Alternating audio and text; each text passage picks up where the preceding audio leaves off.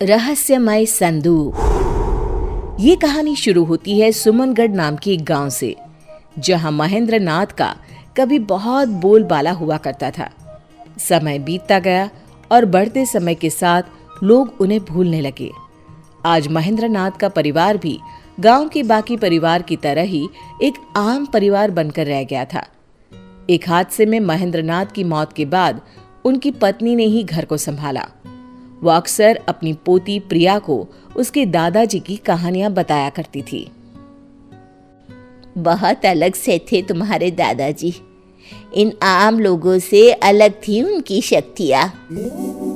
दादाजी के बारे में कुछ और बातें बताओ ना दादी। वो जादू करते थे ना? जादू नहीं बेटा, वो सिद्धियाँ होती हैं जो दादाजी के पास थी। उनके किस्से कितने भी बताऊं कम ही है।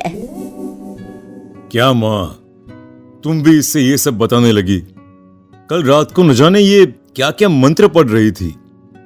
देखो माँ, मैं नहीं चाहता कि इसका ध्यान पढ़ाई से हटे। पंकज ठीक कह रहा है प्रिया, मैं तो सठिया गई हूँ बेटी। जा तू पढ़ाई कर। पंकज की बात सुनकर प्रिया वहां से अपने कमरे में पढ़ने चली जाती है, पर उसके मन में तो बस अपने दादाजी के किस्से को जानना था। ये पापा क्यों मुझे दादाजी की कहानियों से दूर रखना चाहते हैं? ऐसा क्या है उनमें? बहुत हुआ, ऐसा कुछ तो है जो सब मुझसे छुपा रहे हैं। प्रिया छुपकर अपनी दादी के कमरे के बाहर खड़े रहकर उन दोनों की बातें सुन लेती है। माँ, प्रिया को उस संदूक के बारे में कुछ भी पता नहीं चलना चाहिए। इस तरह अगर तुम पिताजी के बारे में उससे बात करती रहोगी तो कभी न कभी वो भी बाहर आ जाएंगे।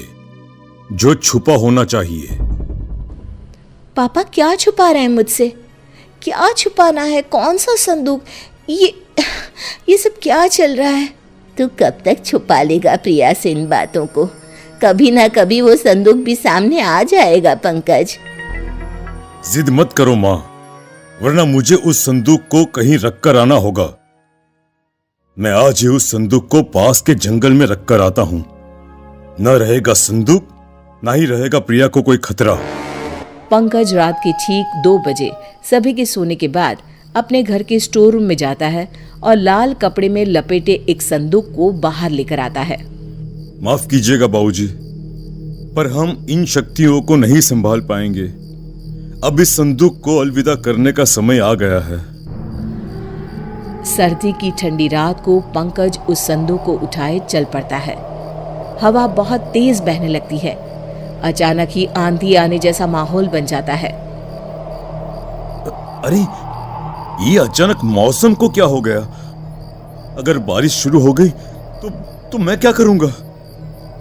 तेज हवाओं के बीच जैसे तैसे पंकज जंगल में पहुंचता है और उस संदूक को वहीं रखकर वापस घर आने को लौट पड़ता है। पंकज को रास्ते में वही संदूक दिखाई पड़ता है। अरे, ये वापस यहाँ कैसे आया? अभी तो मैं इसे जंगल में छोड़कर आया था। पंकज फिर से उस संदूक को जंगल में लेकर जाता है और जमीन में दफना देता है। इस बात से अनजान की प्रिया उसका पीछा कर रही है। पंकज संदूक को दफनाकर निश्चिंत होकर घर वापस आकर सो जाता है। तो इस संदूक को मुझसे छिपाना चाहते थे पापा। लगता है इसमें कोई खजाना है। इसे मैं घर वापस ले जाऊंगी। प्रिया संदूक को वापस अपने घर ले आती है और अपने कमरे में जाकर उसे खोलती है। ये सब क्या चीजें हैं? इतना छोटा सा झाड़ू और ये किताब। क्या पापा इनको छिपाना चाहते थे मुझसे?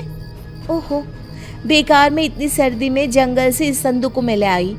कल ही वापस रखाऊंगी। ये कहकर प्रिया सोने चली जाती है। वो जैसे ही आंखें बंद करने वाली होती है, किताब में से एक तेज रोशनी बाहर आती है। झाड़ू खुद ब खुद हवा में उड़ने लगती है। ये सब क्या हो रहा है? किताब में से रोशनी के साथ साथ कई अक्षर हवा में उड़ने लग जाते हैं। कब से अपने मालिक की तलाश कर रहा था मैं। तुम मिल ही गई मुझे प्रिया। प्रिया की आंखों के सामने सभी अक्षर उसके दिमाग में चले जाते हैं। किताब अपने आप बंद हो जाती है। झाड़ू एक छोटा सा डिब्बा बन जाता है और प्रिया की आंख लग जाती है। अगली सुबह। कल रात जो भी मैंने देखा वो मेरा सपना था या हकीकत? तभी कमरे में बैठी हुई प्रिया को दूसरे कमरे में अपने दादी और पापा की बातें सुनाई देने लग जाती है। मैं यहाँ बैठे हुए कैसे सब कुछ सुन पा रही हूँ? ये कैसे हो सकता है? तभी अचानक से प्रिया को अनजाने साए दिखने लग जाते हैं। हमें बचाओ प्रिया, हमें बचाओ। कौन हो तुम लोग? नहीं नहीं, मुझे छोड़ दो। प्रिया की आवाज सुनकर शोभा और पंकज उसके कमरे में आते हैं, पर उन्हें वहां कोई नहीं दिखता। क्या हुआ प्रिया, तुम ठीक तो हो? पापा, मुझे बचा लीजिए। मैं कल वो संदूक अपने साथ ले आई थी। मुझे अब यहाँ पर अजीब से लोग दिखाई दे रहे हैं जो मुझसे मदद मांग रहे हैं। मैं ये जानता था, इसीलिए तो ये सब तुझसे छुपाया मैंने। तेरे दादा यानी मेरे पिताजी महेंद्र नाथ ने लोगों की मदद करने के लिए कई सिद्धियां ली। उन्होंने अपने बारे में तो कभी सोचा ही नहीं। कई अतृप्त आत्माओं को आजाद करवाने में और कई मजबूरों की मदद करने में ही उन्होंने अपना जीवन लगा दिया। उन्होंने अपनी सारी शक्तियां इस संदूक में छुपा कर रखी थी, पर उनके ही एक चेले ने उन्हें धोखे से मरवा दिया और संदूक चुरा लिया। पर वो ये संदूक खोल नहीं सका। मुझे डर था कि कहीं ये शक्तियों को संभालने की शक्ति तुझ में ना हुई, और अगर तू ही इसकी हकदार हुई तो क्या होगा? तेरे दादाजी की सिद्धियां तू ही इस्तेमाल करके लोगों की मदद कर सकती है बेटा। ये आत्माएं बस तुझे ही दिखाई देगी, क्योंकि तू ही है जो इन्हें बचा सकती है। अब जब शक्तियां तुझ तक आ ही गई है तो भगवान तुझे हिम्मत भी देगा। तुझे बस एक गुरु चाहिए जिनसे मैं तुझे मिलवाती हूँ। शोभा अपने पति के बंद कमरे में जाती है, जहां वो अक्सर साधना किया करती थी। जैसे ही प्रिया उस कमरे में जाती है, महेंद्र की आत्मा भी वहां आ जाती है। ये है तुम्हारे गुरु बेटा। ज्ञान तो प्रिया पा चुकी थी। महेंद्र नाथ प्रिया को सिद्धियों के प्रयोग के नियम की शिक्षा देते हैं। प्रिया इन सब गुणों में महारत हासिल कर लेती है और अपना पूरा जीवन लोगों की भलाई में लगा देती है।